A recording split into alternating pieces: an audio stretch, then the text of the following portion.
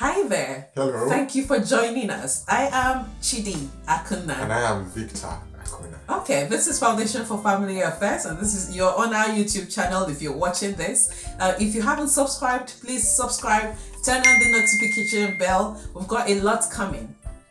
Our mission is simply to connect hearts and build healthy families. Absolutely. And we do this through different mediums, and one of them is through this. Yes. Okay, so thank you for joining us. And today we'll be addressing something really critical, and it's just simple.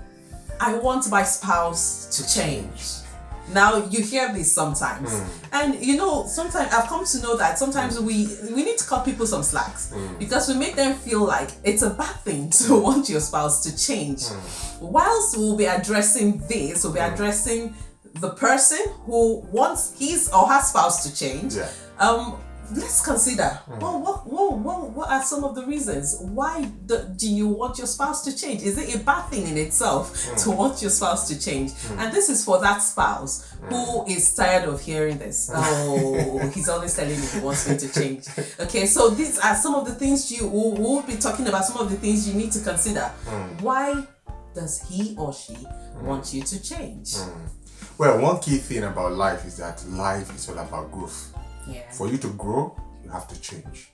So sometimes people have expectations. They have something they want their spouse to do. They have a certain image that they have. You know, for example, maybe you used to be at the lower rung of the ladder in your organization or in your industry, and then eventually you're getting promoted, you're moving to senior, maybe middle management, then to senior management. When that happens, what usually happens is that your circle of influence begins to change. The kind of conversations that you have with people, the kind of places you are invited to, to sit in, the kind of probably they can invite you to be a speaker at some platforms. What happens is that most people want to go with their spouses. And if you have a spouse that was not making transitions as well while you were making transitions, suddenly you begin to realize that, hey, my spouse is not fitting in or might not fit in to where I can see that I'm going. Some people may experience that as politicians. So probably while they were growing up, chasing one godfather or the other, chasing one donor or the other, and then suddenly you decided to become the person that is appointed, and people begin to rally support around you. And then you are thinking that this is going to turn out well. And then you look behind you, you see that your wife will certainly be thrust into the spotlight, or your husband will be thrust into the spotlight. They will be called upon to give speeches. They will be called upon to head some charity organizations, different things. And so you're already thinking, hey, when this happens, there is going to be a huge gap between who I am and who my spouse is. And so people become agitated and say, you know what, why are you not dressing this way? Why are you not making up this way? Why are you not wearing this? Why are you not wearing that? Why can't you go back to school? So that kind of situation can make people begin to pressure their spouses to want to change. I think you jumped straight into it, okay? Because that's the first point. Absolutely. And that's that you think you're outgrowing your spouse. Absolutely. Okay. That's really critical because people get to that point where they start to resent their spouses. You no longer find this person attractive. This person, this woman, this man who used to do it for you no longer has that effect on you anymore. You've probably become a public figure and you feel irritated, like you were saying, about going out with this person or introducing him or her as your spouse. And it's something I think that person listening to should consider. If your spouse is saying, I want you to change, probably he thinks, I'm outgrowing you, I need you to catch up, I need you to make some adjustments, I need you to study more so you can get into my interest, get into my world, look into it and see how you can fit in. So when I take you out, I'm proud to introduce you.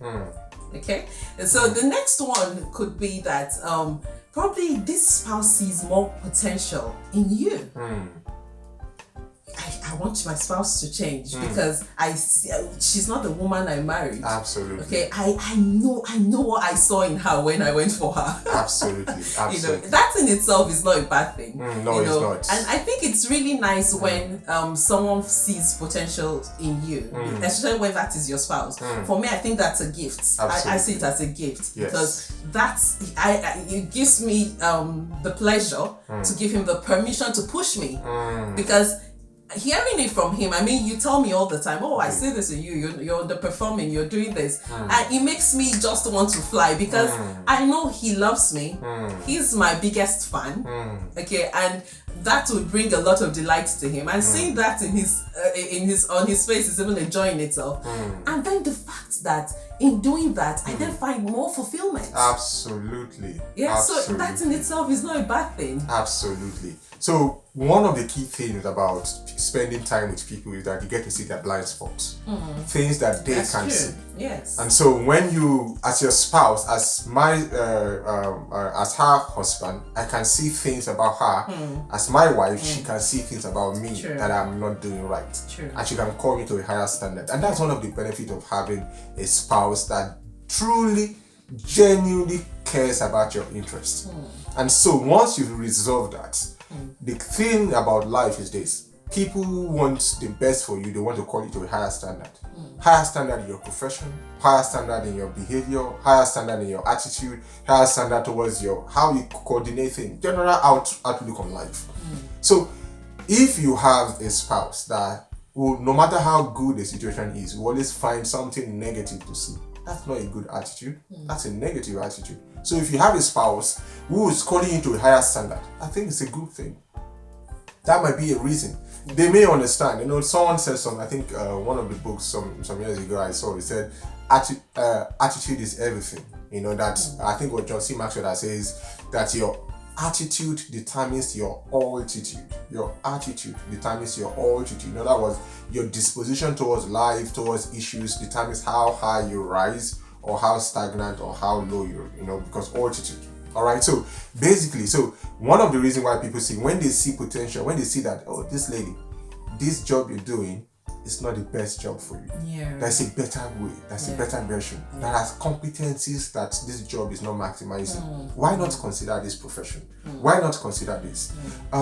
See, the way opportunities are coming for you to speak, you need to increase your consumption of information. Otherwise, you find yourself speaking the same thing on different platforms. That's true. So you begin to push each other. You begin to challenge each other to a higher standard. That's true. The way you snap when you're under pressure, it's not good. What do you do? So when your spouse is saying this to you, when they see the potential in you, there is a tendency that they want to push you to a higher standard. That may be the reason.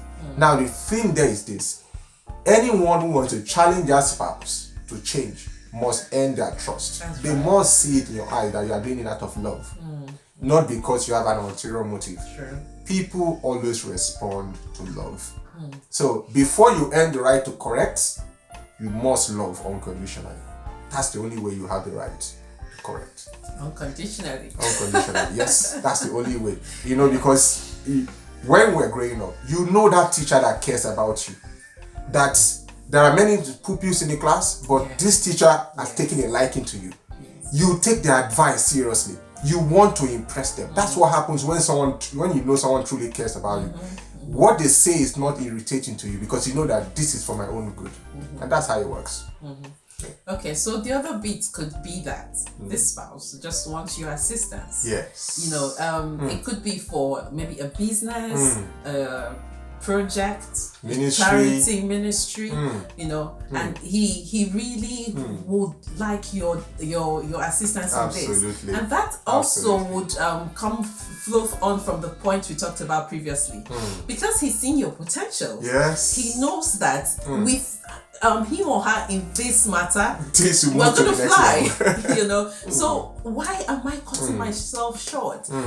Just having some input from you would make this go big. Absolutely. So I think it's even a thing of respect to think that sometimes, well, in our family, we make it a big deal that the other's ideas are respected. Absolutely. I think it's a big deal when that happens. For someone to truly respect your idea, that person thinks you're important. That person sees value in you. Absolutely. So for your spouse to be wanting you to change and make that input, he has a lot of respect for you. Absolutely. He believes in you. He believes in what you can do, what difference you can make to that project. So probably that might just be it. And not until you get to that point. Not until you get to that point where you decide to explore this. You decide to truly ask yourself, okay, he's been saying he wants me to change. Why does he really want me to change? And hey, you Mr. or you Mrs. who wants him to change, you better make sure your motives are pure. Absolutely. Okay. Yeah. Absolutely. And your approach is right. Yes. Right, because sometimes it's not just what you say, it's how you communicate it. So if your approach is wrong, it might not produce the right results. So for example, some people believe that, some parents, for example, believe that the only way to get a child to change or to get someone to change is to shame them by compare. Can you imagine it? Why can't you be like your brother? Exactly. It's going to have a counterproductive, it will be counterproductive, all right? So that's one key thing. So when your spouse is expecting you to change because they want you to contribute, because they know you have something of value, something of worth. No.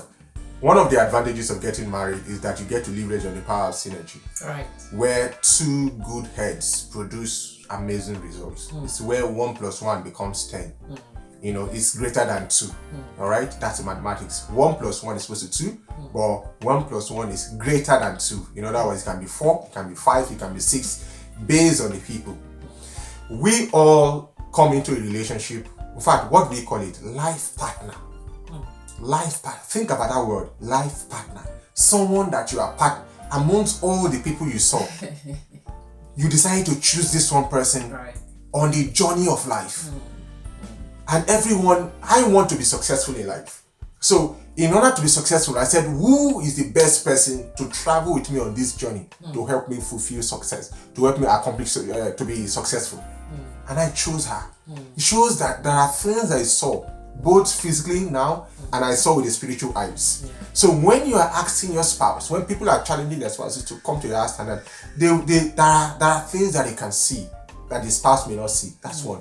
Number two, they want to leverage on, like I said earlier on, synergy. Maybe they've called you many times. Can you help me with this? Can you help me with that? I know one particular man that I approached to many years ago to mentor me, and then he was speaking somewhere, and he said something. He said every time he walks into the board meeting, or no, not board meeting now, he goes into a meeting for a deal where he has to. His wife will always come with him. She will just sit by one corner while they are negotiating. She is, you know what she's doing. Under her breath, she's praying. She is positioning him because she knows that his success is her success. He carries her everywhere. That's so. Not everyone will build it. Not everyone will have that kind of relationship. But that should be an ideal relationship where your spouse is vested in your success. Right.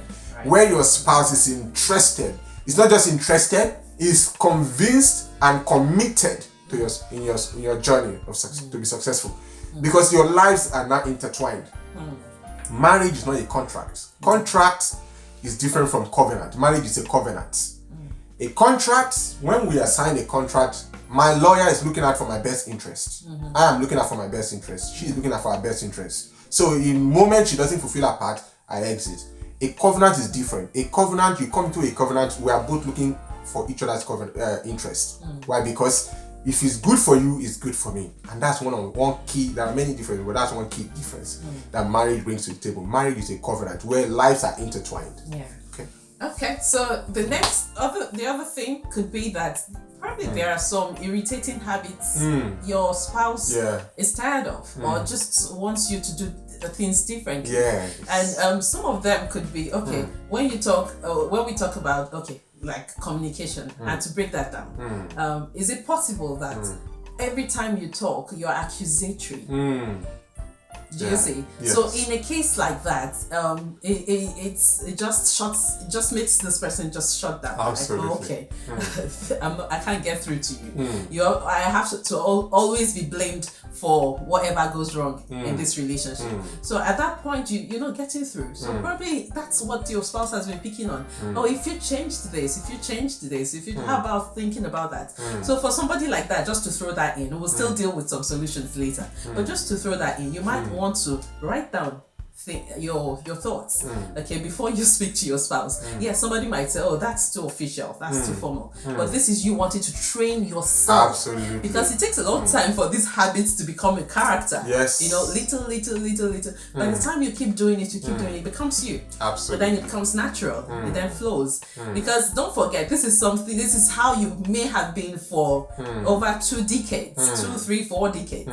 So it will take time for you to unlearn these things. It could also be something as simple as how you eat. Yeah. You know, and the whole plate is making noise. Yes. So I think it just we touched on it a little when you talked about your spouse calling you to higher standards. Okay, so I think if you look at it, he probably means well. He or she probably mean well for you. So if you take that as an opportunity to improve things, be a better person. Hey, it's for your good. Another good to give an example to be sound accusatory. Maybe instead of saying, why did you drop my clothes on the floor? And said, I saw my clothes on the floor. Do you know how it got there? 2 different ways. How it got there? Do you understand? Some of us in this room. It's better than saying, did you throw my clothes on the floor? You threw my clothes. Yeah, I threw my clothes on the floor. Yeah. Whenever you sound accusatory, the natural response of an individual is to defend themselves. Alright, because the natural tendency of human being is to self-preserve. So if you come at someone with a gun, with an accusatory tone, what happens is that they want to defend themselves. They may latch back, or they may just, withdraw. They may. But when you ask question out of curiosity, I saw my clothes on the floor. Do you understand how? Do you know how I got there? I like that. That's so that's one key thing. Yeah. A way. And this, like you said, is not easy. You have to train yourself because it takes a while. Okay, so we'll quickly deal with the solutions now. Yes. And the first one and this is for you who wants your spouse to change. Yeah. We've addressed your spouse. So I want to talk to you now.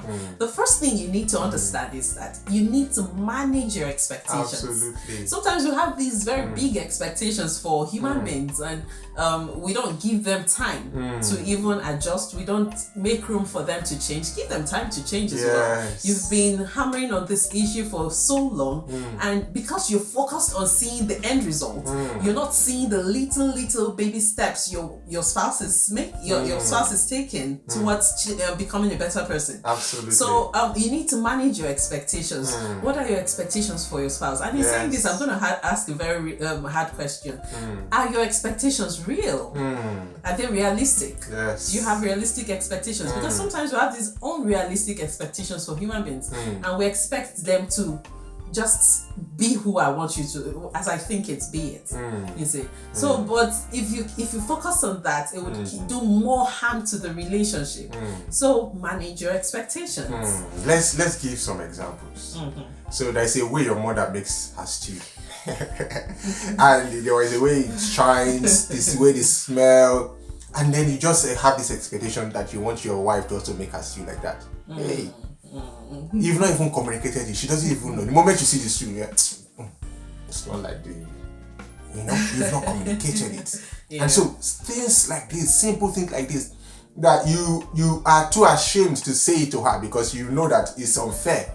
And so you keep it somewhere in your heart, and then it builds up. And then one other thing triggers. That's how people just build one massive issue. Alright? Because once issues are not addressed, they take on a life of their own. And they become like like weed. You don't have to plant it. You plant yourself. And if you don't uproot it, it will take over the real fruit that you planted. And that's how it is. Alright? In also in marriage as well. So basic things. Sometimes the expectation you have of her, of him, is not high expectation. So you want her to become this professional wife, Sure. But she wants to be like Raz kind of wife. That's what she wants. So how do you manage this? Because she has a certain world view from where she's coming from. You have a certain view, and you two have experienced a lot of transition. So how do you merge? One key way that will do this well is to have a vision. Now, I know vision, vision. Yeah. What is a vision? Vision is basically the picture that both of you want to accomplish. That future that both of you want. So let's say we want to be a family that is, we want to be a family that have a united front. Or want to be that family that our core, who we are behind closed doors, is stronger than who we project in the public. Some people, what they try to do, they try to create an impression in the public. Yeah, they wear colors and all that. But when you visit them, if you put a camera in their house, they are fighting 24 hours. All right? That's not a very healthy family. Our vision is to raise healthy families. So maybe your vision, you now say, okay, we want to be that family that who we are in secret is exactly who we are in the public. And that's a vision so you now ask yourself, who do we need to be to reflect that? You see, so automatically while you are discussing that vision, people are, your spouse is saying things. If you have children, they're also saying things. They are all doing what we call, there's something called psychological contracts. Psychological contract is that unwritten contract or unwritten expectation or agreement that you have of each other. So in the process of having this kind of discussion, people can see who they need to become. So you don't need to be chasing them. Oh, you have to be like this as a man. You have to be like this. If they are committed to that vision and they are looking at it every day, and you discuss it on a regular basis, what happens is that vision begins to shape people. Vision has the capacity to shape people. That's why, as a child, when a child buys into the vision of who you see them to be, even if when they leave home, they won't move away from that behavior because they own it. They've owned it. They know, like, you don't have to tell them, remember the son of who you are. No, you've sold them a vision for the past 18 years. So now that they are leaving the house for college or for university, they already know. So it doesn't matter what happens outside. That core identity is solid. It has taken shape. You see, so that's how vision helps people to now be. So you see couples who are just doing their own stuff, bickering all the time. But when they choose a vision, a common that both of them agree, not you just suggesting or hard suggesting. Both of you agree this is what you want, and you will now begin to see the sacrifices you need to make. When the vision is clear, the sacrifice will be very easy. The price to pay will be very easy. Sure. Okay. So the second point, I like to say this the way you say it. Yeah. You need to accept that you cannot fix your spouse. Okay, I'm gonna pause. You cannot fix your spouse. Talk till tomorrow. Talk till next year. Talk till the next 10 decades. 10 years. You cannot fix your spouse. It's not in you don't have, and talking won't do it. Yes. Talking would only leave you frustrated because that becomes the focus. You keep talking about it, and it won't happen. So I think it's liberating. It should be liberating to know that I can't change him. I can't. Okay, you want it to happen. That will not just happen. So until you accept that, it won't. You keep pushing and hitting the wall. Absolutely. So you can't fix your spouse. Absolutely. It's not your place to do. I know sometimes you might say, yeah, but I was complaining the other time and it changed. Hey, let me tell you what may have happened, because I'm not in your house. What may have happened was that it was ready for that change at that time. And it was ready. In other words, you can't change another person. Even God gives us options. You will say, I advise you to choose. It cannot come because you are given what is called free will. We have free will. We have free will. You can decide to do. That's why they say, HR people will say, human beings are one of the most difficult resources to manage. Why? They have a mind of their own. If you keep a chair here, you will meet it there. If you keep a human being there, they have interest. They may decide not to sit there in the next 1 hour because they have other appointments. And this is why we have domestic violence sometimes. Absolutely. Because you just want this person to change. Absolutely. So if he or she's not going to change, I'll hit you. Yeah, no. I'll make you change. Absolutely. No, you can't. You can't. And you must accept that reality. You must accept that reality. Before people can change, before you can change anyone, they have to be willing to change. It's their own decision. All right? And if you coerce them into it, it's not going to last. Why? Because it's like the story of the mom that was telling his son, kneel down there. And the boy said, yeah, mom, I'm kneeling down, but in my heart, I'm standing up. Yeah. All right? Yeah. Rather than communicating with that child and selling them a better dream that will eventually constrain that behavior. Once a child sees something, like you say, without vision, people cast off restraints. But with vision, people are controlled. All right? If you know where you are going, there are places you will not go. There are conversations you will not have. There are things you won't post on social media, because you know that when it's time for them to crown you, they will go and dig into your past and pull. So you know. If you know, you have that vision of that future, your behavior today will be controlled. Yeah. You won't mess up. You won't mess around. It's because you have a vision. Those who don't have a vision, they can afford to do anything. But for you are different. You are building a solid family. You are building a healthy family. So you are not going to hang around with the boys when your family needs attention, because you are different. There's something else you're looking for.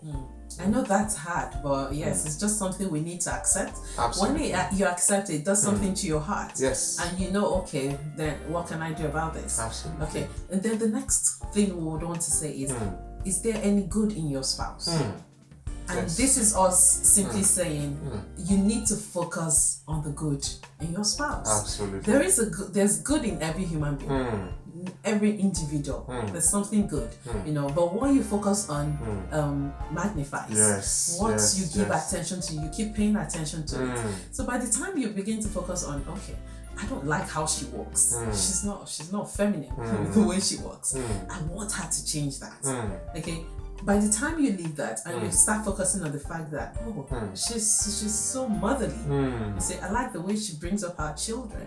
I like the way she instills certain values into them. You focus on that, you find out that you've become more expressive about that. Yes. Because you start telling her, oh, I like this, and she begins to look like, oh, what happened? And then she starts thinking, okay, how can I even do better? I need more of this praise. It's strange to hear that from him. And then she starts thinking, and then she will remember, oh, he's always said he doesn't like how I walk. Okay, maybe I'll go on YouTube and see how ladies should walk. Awesome. And then you have something different. You have a different result in the end. Lasting transformation happens in an atmosphere of acceptance. If your child or your spouse feel that you truly accept them, you love them, not like them, you love them. By love, I mean the unconditional version of love, not the transactional, if you love me, I love you, if you don't love me, I don't love you. That's transactional. I mean, whether you change how you walk or you don't change how you walk, I'm going to love you. Whether you change how you eat or you don't change how you eat, I'm going to love you. See, it's amazing when you want someone to change one thing, and then when you tell yourself whether they change or not, I'm going to love them. That's when they now decide to change. It's a spirituality. I don't understand it. I'm telling you, the moment you stop making it an issue and you accept that I'm going to love you for who you are. Regardless. I'm going to love you not for who you are only. I'm going to love you at this point, and then love you all. You see, and the moment you see that, because we are spiritual beings. We are spiritual beings having a human experience. We are not human beings having a spiritual experience. No. We are first of all a spirit being. You are a spirit. This is a body that helps you have a human experience. So once you understand that when someone loves you, you will know that this person loves you. When someone resents you, let them hide it. You can see in their eyes the way they twitch. You can sense it. You may not be able to put your hand on it. You will know someone that genuinely cares for you, not because of what they will get. So if you can know that, you should understand that the other people can see that as well. They can also see. They can see when you truly cares, when you truly care about them. And that's the only thing that encourages transformation. All right? There is no lasting transformation in an atmosphere of condemnation. No. Love conquers all. That's the most powerful value in the universe. love. Nobody and can I think that just leads us, it flows into the last point we have, which is captured from the quote, popular quote of Mahatma Gandhi. Be the change you want to see in the world. Yes. Okay, so for you to get to that point where you decide, I'm going to love you. I'm going to love you at this point. I'm going to love you the way you are. That's you changing. Yes. You see, that's you changing. That's me deciding that I'm not going to focus on wanting to change my spouse. I would just focus on expressing unconditional love. That's me changing. Yes. Because we put up a post on our Instagram in the course of the week, and we said we gave some examples of conditional love. Conditional love waits for the other person to love, to apologize, to express love. Conditional love waits until something happens before I accept the other. Conditional love always waits for something. Conditional love is just there, self-seeking. You say, not until this happens, I won't do this. You must apologize first before I do this. You must change before I love you. No, unconditional love warrants that. I just love you. I just love you. I may not have a reason to love you, but I should love you because that is how God loves us. God first loved us when we were yet sinners. Absolutely. You see? So why wait until your spouse is so perfect before you express this unconditional love towards your spouse? It's at that point I think it even makes a lot of meaning to that spouse. To think that, because people get to that point where when they become different, they're like, oh wow, how did he put up with me like this? So it makes a lot of, when you then say to that person, I love you, the person knows, oh yes, you do. You do, if you could love me like that. Yes. You say. Absolutely. Now somebody may say, no, I can't do this in my marriage. Yeah, I can't do this. See, marriage is not for everyone. Marriage the way it's supposed to be. This is just the truth. Marriage you can't come into marriage. You can come into marriage the way you are, but you can't stay the way you are, because marriage will change you.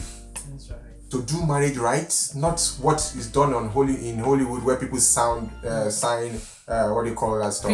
Prenuptial agreements. And post-nup now. And post-nup. All right, that's not marriage. Marriage is a covenant. A covenant means everything you own in your name and everything I own is I don't have rights to it now. You have access to it. That's what a covenant means. Contract is different. Yeah. All right, so to do marriage the way you want it to be done, the way it's supposed to be done, there are changes that must happen. Now, to build a family that is healthy. When I mean healthy, health is like if someone is ill, for example, you see the symptom in their skin, depending on what ailment it is. All right, but the real issue is within. So a healthy marriage is the quality of the life you live when nobody's watching. That's the way, the mutual respect you have of each other, the way you love each other, the way you run home just to go and spend time with your spouse. That's a healthy. If you want to have that, there are changes, there are adjustments that needs to be made. You can't have it both ways. You can't say, I won't do this, but I want this. No. All right? So that's just the way it works. So to the last point, be the change you want to see in the world. Sometimes you must look at, why is this behavior irritating you so much? Is it about this behavior, or is it about what is reminding you? Because sometimes some people may have fears that, the way this woman is behaving is how my mother was behaving before she left us. The way this man is behaving is how my dad was. This man is talking is how my dad was talking before he walked away. And so, without you knowing that this behavior is triggering something at a subconscious level, you might not even be aware. All right. So sometimes you may ask yourself some of these questions. That's why you need. The question I would like to ask: when was the last time you saw a counselor? When was the last time you spoke to a professional? All right. If you want someone to treat you medically, you speak to a doctor, you speak to a physician. If you want to, you have a legal case, you speak to a lawyer. So when you have a marital issue, it's good to speak to a professional that will guide you through, that will help you create that marriage that you want. It's like taking the colors in your hand and help you to paint the canvas that you might not be able to articulate, help you to paint that picture. If you need help or someone to have a chat with you, we're going to leave a link in this video, and then we're going to, you can click on it, send the necessary information, and someone will get in touch with you. Okay, and then let us know if you have other points you think we've not touched on. Absolutely. Leave them in the comment section. We'll be happy to read from you. Thank you so much. And if you haven't subscribed, please subscribe, turn on your notification bell. We're in for business. Yes. On to building greater, healthier families. Yes. Come on, let's do this together. Let's do this together. Okay, so share this with your friends, share this with your contacts. Let's build healthier families together. All right, until we come your way again.